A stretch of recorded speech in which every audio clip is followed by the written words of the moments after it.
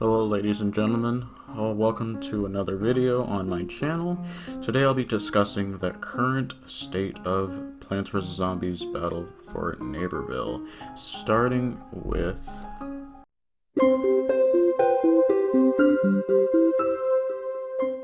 No. In all seriousness, I really do think this is something that needs to be talked about, like, regarding the balancing and stuff.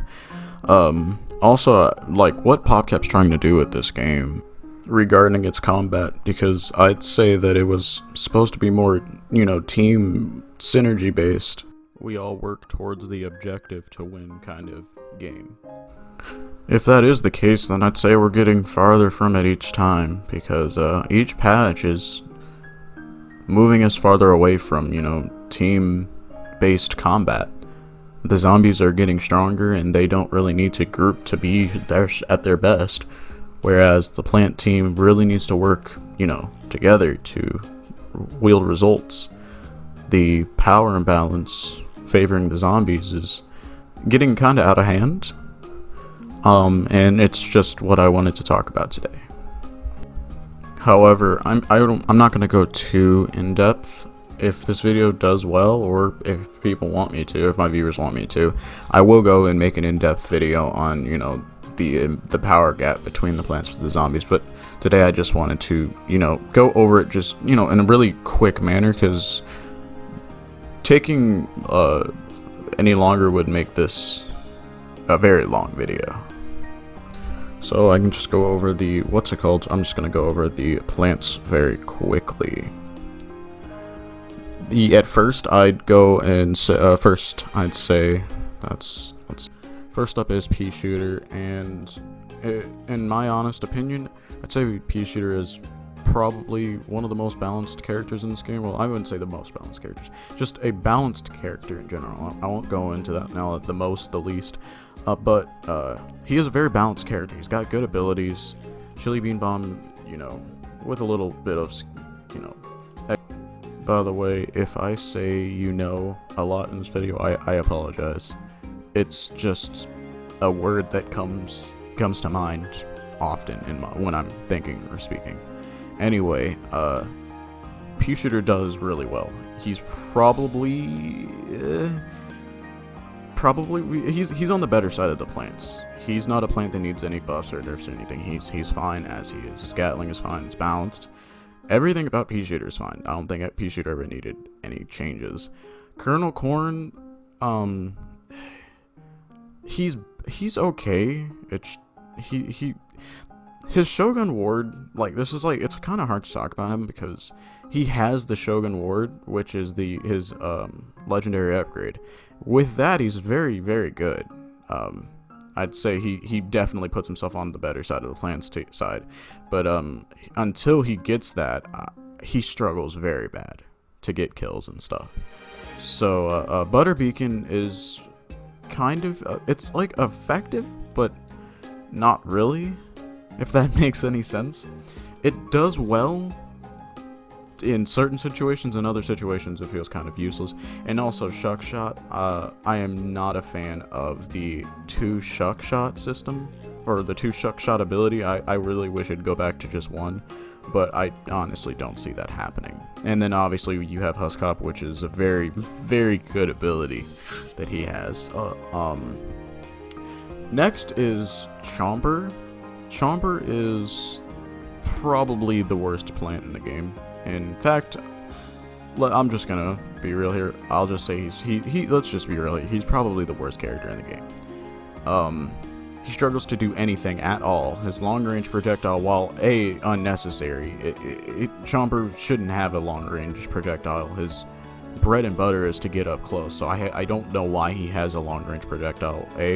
B, his abilities do close to nothing, except Grotty Goop. I'll say Grotty Goop is probably his best upgrade.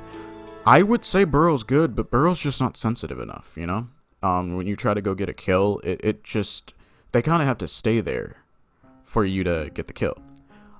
It's not nearly as sensitive as it should be. And then his close range biting, it's fine, but I really do think that they need to give him his ability. He should be given his ability to eat zombies from behind, swallow them whole. That would be very nice if they could give that back to him. I feel like there we go. Oh, there's also 2 other attack classes.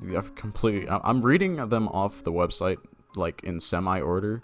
Anyway, we have Nightcap on the plants team, and she is probably the best plant in the game. Went through a few nerfs. If my memory serves me correctly, she got a few nerfs, but she's still completely fine. Her Fung Fu is still good. Shadow Sneak, even though they nerfed the speed on it, it's still good. And that casting shadows, that's what the ability is called. The casting shadows is still good too. Overall, and of course her weapon damage. She's just very good, very mobile, very fast, very good. The last class is Snapdragon, who does really well. Snapdragon's a very simple character. He's got good abilities, except Blue Blaze is kind of glitchy, but for the most part, Snapdragon's a really good character. I'd say that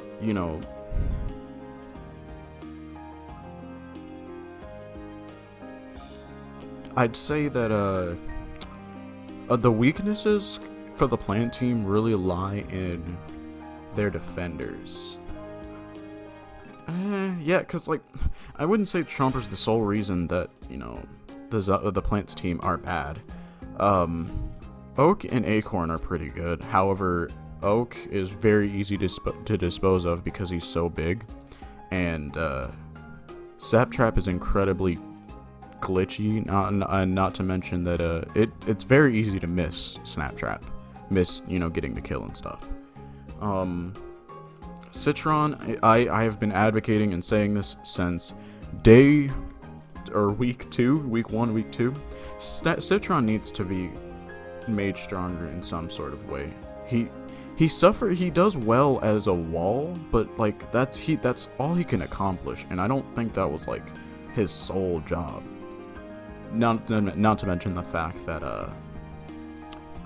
a wall is useless if it's easily broken through. Cactus, I don't know why Cactus is under the defend class, but I mean, yeah, snipers hold the line. Yeah, no, it actually does make sense. Cactus still is pretty good. I'd say. But the snipers we have in the game are pretty good in general, so I don't think there's need to be any comment on that. And then, of course, you have the supports, which I believe I don't even believe the plants indefinitely have the best supports out of both sides. It's Rose is better than Can I really say that? I don't know. This is why I'm making this video, so I can get other opinions on this. I would say Rose and Sunflower are pretty good characters. The Sunflower is actually amazing. She not only can heal herself, but deal a lot of damage now. She's gone from she went from the worst plant in the game when the game first came out to one of the best because of her ability to keep herself alive and heal her allies and the damage she can put out. She's a very good character, and Rose is pretty decent as well, even though I still say that her upgrade is terrible. That her legendary upgrade it's useless basically. I personally don't need any help getting kills, so I see that upgrade as useless.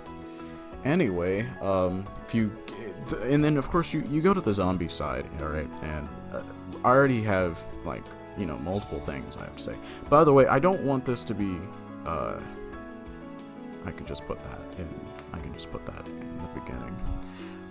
You have Wizard, who is the newest zombie, and to be completely honest here, Wizard is the reason why this game is so unbalanced.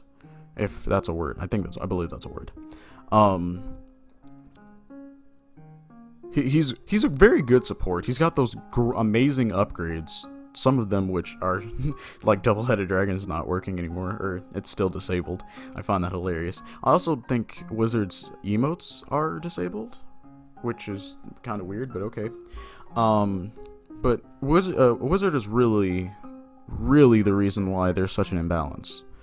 Not solely the reason, but a big reason is his ability. He's a very good character, a very good character. And of course, if you add a very good character to an already good team, it's only going to make it worse. In order on the website, they also have Electric Slide. Electric Slide was not a bad zombie at first in her vanilla form. However, when they reworked her weapon, she really, really got a major power boost. She's much, much better now. Of course, and also, when I say that, I refer to her abilities, because her abilities are pretty good too. By the way, I despise How to Fight, but that's for a different day. 80s Action Hero, my boy 80s Action Hero's best character in game. If you don't like it, then go do some. No, I'm not going to be like that. 80s Action Hero, while he is my favorite character in the game, I admit that he's not exactly the most. Well, he's kind of difficult to catch on to, but if you know how to use him, then you realize how lethal he can really be, and his potential. He's got great potential.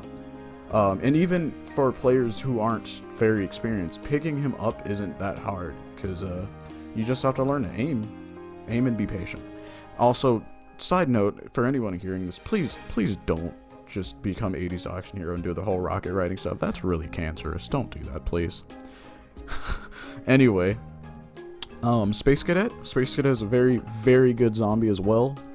This is kind of going to be like a reoccurring theme that I say. Pardon me. But even scrolling down the list here, yeah, Foot Soldier, Imp, Super Brains, All-Star, Captain Deadbeard.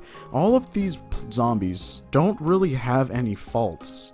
I mean, Captain Deadbeard has a fault in his close range.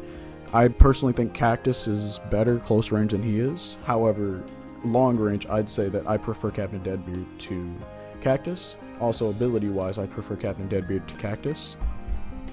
Of course, we also have All-Star, who is a huge contributor to why the zombies are so strong. Just very, very good zombie with no inherent major flaws on his own. Especially some of the upgrades he has. Oh my word. Imp has the mech, and of course they made it to where mech takes 60 seconds for the first time when the round first starts. It takes 60 seconds for it to load. And of course you can run that with Mech Hunter to get mechs continuously. Super Brains, especially after his new buff, is very good as well. He was never bad and probably never will be bad. He wasn't bad in the previous game, and he's not going to be bad in this one either. Foot Soldier, this might be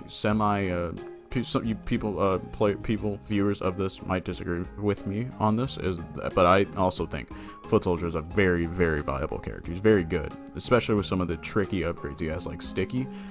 You can make people's life hell. So, honestly, oh, of course, yeah, I forgot to talk about the supports. You have Engineer, who has the Turret, which is great support because you allow basic unlimited fire, I believe. Some heroes like Foot Soldier don't get unlimited fire because they fire too quickly, so they will have to reload eventually. But it speeds up their fire and constantly replenishes ammo. It's very good. He also has the stun and the double time, which allows you to get back in the fight as long as the teammate that's playing Engineer actually places it at spawn instead of placing it near them and being selfish and not putting it to help the team out. Personal gripes. He very effective, very good at support. And then of course you can just spam his shot and not really give a care in the world because, oh look, there's an Engineer on the screen right now. Not give a care in the world because, why not? You're not going to run out of ammo when you're playing Engineer with Signal Amp. Well, you don't have to run Signal Amp. I just mean with the turret in general.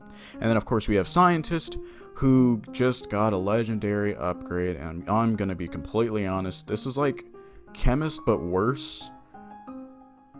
But not in a good way. He's not like on the level of Chemist from Garden Warfare 1.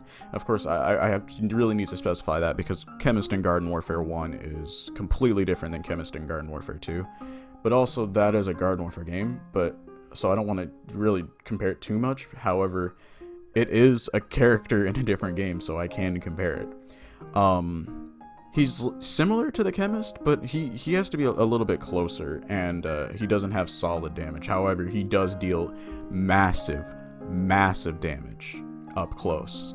And warps, which shout out to Miss Talia, because you know she's going to definitely disagree with this point, but warps make it entirely too easy to get into your opponent's face, get behind them, get close, get into their personal space, period, and attack at close range. That's why I've never seen characters with close range weapons as bad, because, well, at least in the scientist class, because, you know, they have warp. And in this game, warp is even better since you can warp in different directions, and the cooldown is, I believe, 10 or 8 seconds, and it's not very long. So in all I'm really wanting from this video is some discourse and some opinions. If people want me to make a more in-depth video, I can definitely do that. It would take a bit of time, however, I could do it.